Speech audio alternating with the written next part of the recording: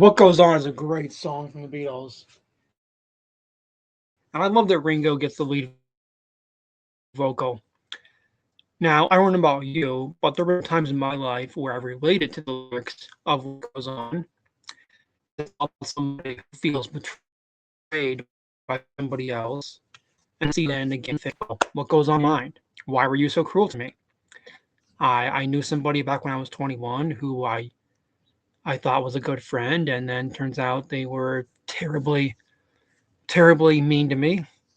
And then I would still see them at college. So I had that thought about her. But anyway, let's keep going talking about side two of River Soul. And let's go on to one of the best songs that John ever wrote, in my opinion. That's Girl. Is there anybody going to hear? Is there anybody wanting to hear my story? All about the girl who came to stay.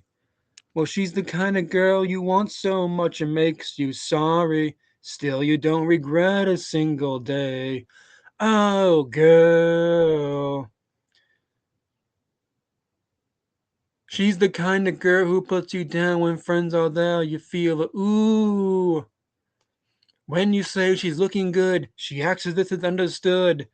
She's cool. Ooh. Oh, girl. Well, she was told when she was young that pain would lead to pleasure. Will she understand it when she's dead? That a man must break his back to earn his day of leisure. Will she still believe it when she's dead? Oh, girl. Now, John's spoken about this song many times, especially in his last interview he gave Rolling Stone magazine in 1980. And, it's a very deep song, really. He has said that he's singing about the ideal girl slash woman in his mind. But really, the woman in this song is not an ideal girl at all. She's a terrible person. Puts you down when friends are there. She hears a compliment and she thinks understood, meaning she thinks she's so arrogant that she doesn't take compliments well. And similar to Eleanor Rigby in the following year, he's attacking Christianity and Catholicism by talking about how she thought that pain would lead to pleasure, which is a a um, a philosophy in the Catholic faith. It really is. I can tell you that much. And this song is very innovative for a number of reasons. Number one, in the chorus, the Beatles are not singing tit tit tit tit tit like they were supposed to be. They were singing tit tit tit tit tit tit tit tit tit. Now I think we all know what tit means. They're singing about sex. Tit tit tit tit tit. And of course, in the chorus, there's that deep breathing of "Oh, girl," which I think has two meanings really. That deep breathing could be after smoking a joint, which we know the Beatles did in '65, or it could also symbolize an orgasm you have when you're with this ideal woman that John is singing about in the song. In the last part of the song, you hear this really strange type of guitar.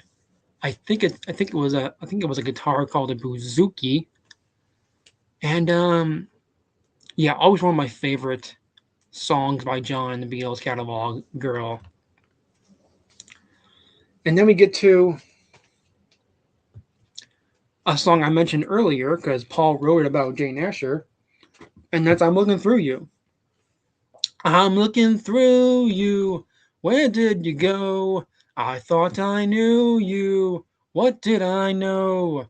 You don't look different, but you have changed. I'm looking through you, and I don't know where. Bum, bum, bum, bum, bum. Why tell you why did you not treat me right? Love has a nasty habit disappearing overnight. I'm looking through you. Where did you go? I thought I knew you. What did I know? The only difference is you're down there. Now, as I mentioned earlier, talking about the song You Won't See Me, at this time, Paul was very frustrated with his then girlfriend, Jane Asher, because she was focusing more on her career as an actress in theater and film than being his girlfriend and, marrying him and having kids with him is what he wanted, which he got with Linda Eastman 3 years later, who already had a daughter. So to him, it was instant family. But this is one of those angry songs from Paul about her. And like I was saying before, at least these lyrics, I've had friends betray me many, many times before. People who have been in my life, who I thought were nice people, suddenly abandon me and ignore me. I've had that so many times I can't even count anymore. So this song is so easy for me to relate to. Yeah, I love looking through you. And according to the track listing on the back here, Ringo is playing Hammond organ, which you wouldn't expect from him. Anyway, let's go to the next track, which is of course the classic "In My Life." Now, one of the things I really want to talk about with these Beatles albums and the albums from the Beatles in their solo career is how brilliantly they sequence the songs on the albums, because that's always a mark of brilliance when an artist sequences the songs in a certain order. And the fact that "In My Life" is the fourth to last track in this album, I think is a stroke of genius. They could have made "In My Life" the third track, sort of like how "Days We Left Behind" is the third track on McCartney's latest album. It's possible that could have been an even more profound song if it was the third to last song, but I think making that the third song on the album makes sense because you've got, songs that are very deep as well at the end of the album. But this was the Beatles in '55, where "In My Life" is probably the quote unquote deepest song on the album. And of course, John's told a story before about how at one of their press conferences, the Beatles would give, some reporter asked him, "Why don't you write any songs about your personal life or about your past?" And then John tried doing just that. And then he sat down trying to write a song like that. And then, as he said, it was all about, oh, I took this bus here, I took a trip there, I did this and this and this. And then to him, it just seemed so boring. But then, like with Nowhere Man, he just suddenly started to just write this. He just suddenly started to change the lyrics, and then it became "In My Life," which is so much better than John's first draft because the first draft would have been talking about specific things John did. But "In My Life" is so perfect because it's vague. It's not specific about his life. It can be applied to anybody's life. There are places I remember all my life. Though some have changed, some forever, not for better. Some have gone, and some remain. All these places have their meaning. Some have gone, but these memories lose their meaning when I think of love as something new. Though I know I'll never lose affection for people and things that went before. In my life, I love you more. And then you got George Martin doing the brilliant Hammond organ solo on piano. Actually, not Hammond organ, it's piano, which they sped up in post production, which is just brilliant. And then after the piano solo, then it's "In My Life, I love you more."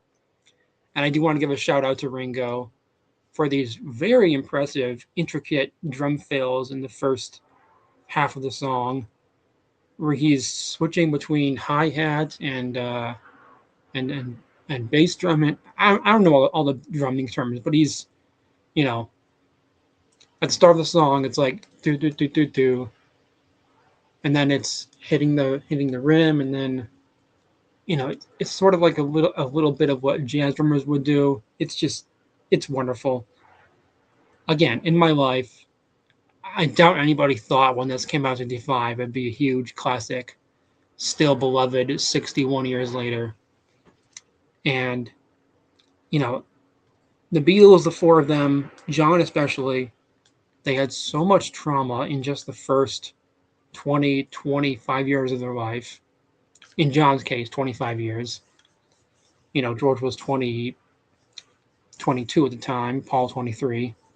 But so much had happened to them with John's parents not being there to raise him, John's mom dying, John's uncle dying, and then John's friend Stu Sutcliffe dying of an aneurysm, and yeah, all that was very traumatic, and it all happened before he was even 23. And that's how you get a song like this at the age of just 25, where it sounds like he's 60 looking back on his life, but he's just 25. Oh, it's a work of brilliance. And then we get to a song that really was in the Beatles' back pocket since the sessions for the album Help, and that's the song Wait. Wait till I come back to your side. We'll forget the tears we cried.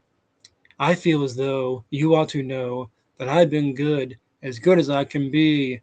And if you do, I'll trust in you and know that you will wait for me. 'Cause if your heart breaks, don't wait, leave me alone.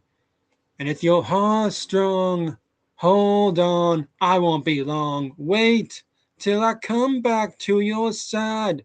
We'll forget the tears we cried.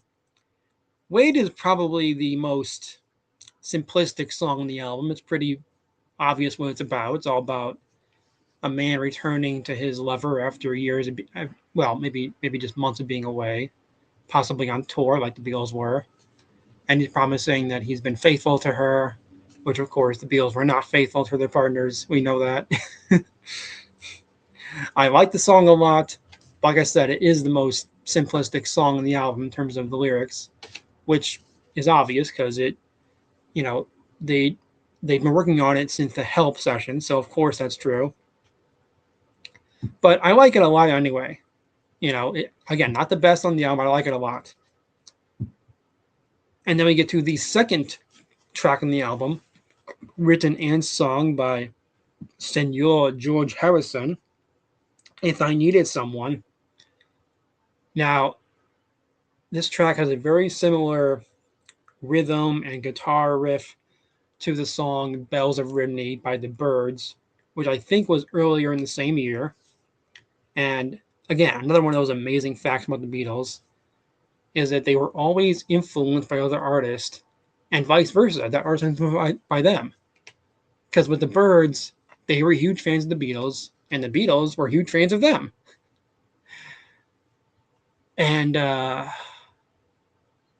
yeah, Roger McGuinn of the Byrds loved Harrison's guitar playing, and David Crosby was in the band, who later, of course, was in Crosby, Stills, Nash and Young, and Bubba Springfield, I think.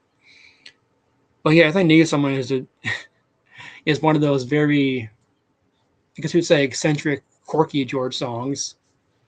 It's a bit of a love song, but it's a love song about someone in love with someone, but they're already with somebody. If I needed someone to love, you're the one that I'd be thinking of.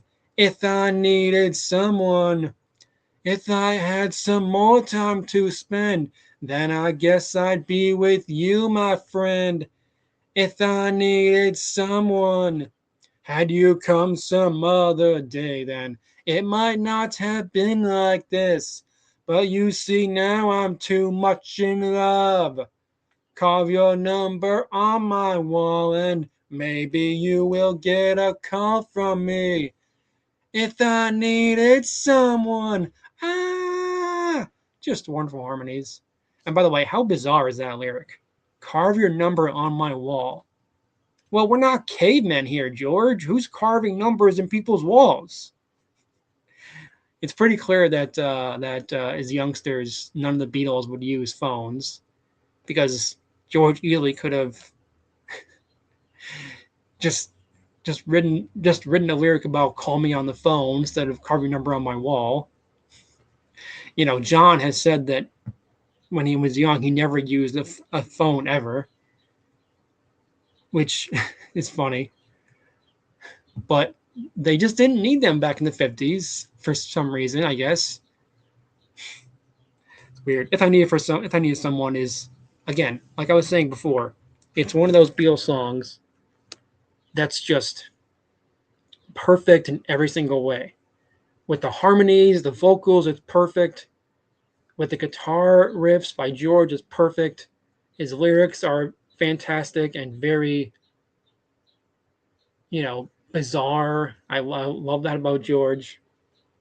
I do want to mention I'm wearing this T-shirt from the August 1st, 2011 Paul McCartney concert, and at that show, Paul did perform "I'm Looking Through You," and I was ecstatic that he did. I was ecstatic. And then we get to the final track on the album, the controversial song from the album, "Run for Your Life," written and sung by John Lennon. Now, the main part of the song was inspired by a lyric from an Elvis Presley song called "Let's Go Play House," where he sang, "I'd rather see you dead, little girl, than be with another man." And John nicked that lyric for this song. So while you may be mad at John Lennon for singing a song that sounds like it's about a jealous guy, pun intended, it should be pointed out he took that lyric from Elvis. But anyway, "Run for Your Life" is again, I would listen to this song on my iPod back as a teenager while walking our puppy, and I would wonder why is he so mad in this song? Why is he so mad? What ever make him so mad? You better run for your life if you can, little girl. Run for your life if you can, little girl. Well, you know that I'm a wicked guy and I was born with a jealous mind. I can't spend my whole life trying to make you toe the line. You better run for your life if you can, little girl. Hide your head in the sand, little girl. Catch another man, that's the end, little girl. And while I will say the lyrics are very chauvinistic, misogynistic, and just outright creepy, musically, the song just kicks ass. You've got George with that killer guitar hook. It could be John as well and Paul, but musically, it's a fantastic song. I just wish that they would have put better lyrics behind it. But let's just pretend that the lyrics are satirical and he's warning people about about chauvinistic men. Let's just pretend that, similar to how with Paul McCartney, I found the song "Temporary Secretary" a bit creepy at first, and then I thought, oh, well, maybe he just meant this as a comedic, satirical song about creepy businessmen. That's how I changed my mind about it. But anyway, that's "Run for Your Life," and that's all the tracks on the masterpiece that is Rubber Soul. I bought this copy on vinyl, I think 2 or 3 years ago from the local record store, Hipcat Records. It is the 2009 mix, the British Parlophone edition. Now, if I'm ranking my favorite Beatles albums, Pepper is number one, Abbey Road, Revolver, the Wine Album, and then Rubber Soul.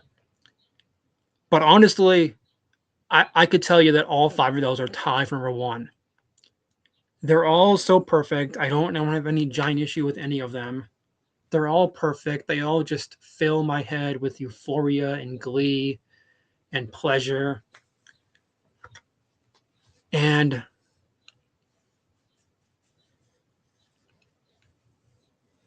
it's kind of a shame, really, that in the UK there were no singles taken from the album. And I can understand why that was, because Rubber Soul was the first Beatles album that really feels like a cohesive unit where each song